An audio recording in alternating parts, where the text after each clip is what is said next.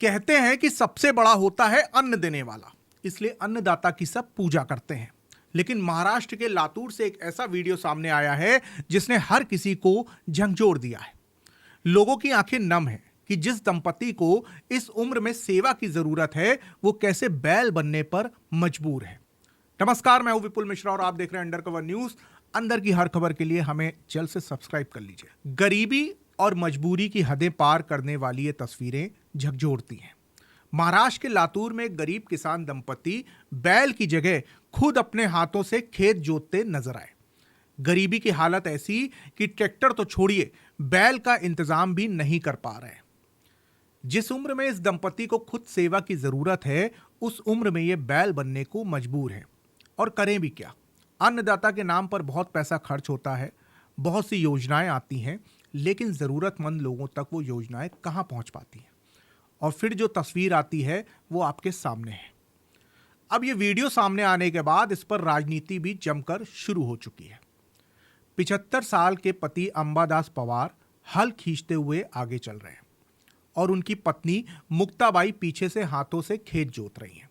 2 सालों से बुजुर्ग दंपति इसी तरह खुद से अपनी 5 एकड़ की जमीन पर हल चलाकर खेतों में बुआई कर रहे हैं। ये मार्मिक तस्वीर सोशल मीडिया पर वायरल है। किसान ने कहा कि खर्चा करने के लिए पैसा नहीं है। पैसा नहीं तो खेती कैसे करें? खेती में काम आने वाला कोई सामान हमारे पास है नहीं। खेत में मजदूरी करने वाले कामगार भी महंगे हो गए।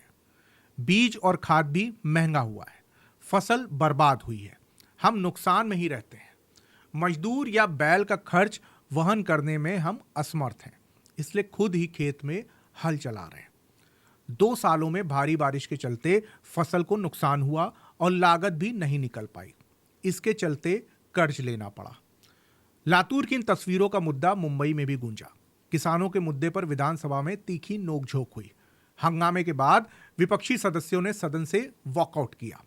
आक्रामक विपक्ष ने किसानों की बदहाली गिनाई तो कृषि मंत्री ने कहा आर्थिक सहायता पहुंचाएंगे। वहीं कांग्रेस नेता राहुल गांधी ने महाराष्ट्र में किसानों की आत्महत्या को लेकर मोदी सरकार पर हमला बोला है।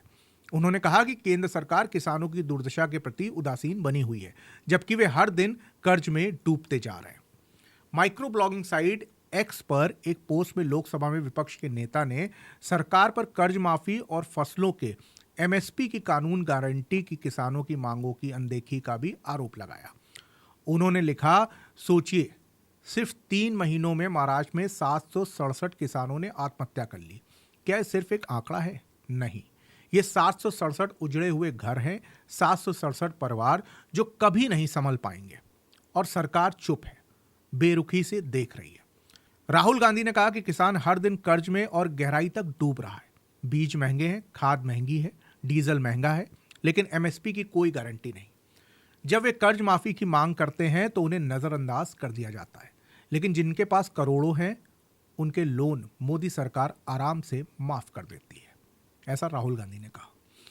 उन्होंने कहा कि पीएम मोदी ने कहा था किसान की आमदनी 2 गुनी करेंगे। आज हाल यह है कि अन्नदाता की जिंदगी ही आधी हो रही है। यह सिस्टम किसानों को मार रहा है, चुपचाप लेकिन लगातार, और मोदी जी अपने ही पीआर का तमाशा देख रहे हैं। लेकिन सवाल यह है कि किसान की बदहाली की यह कोई पहली तस्वीर नहीं है।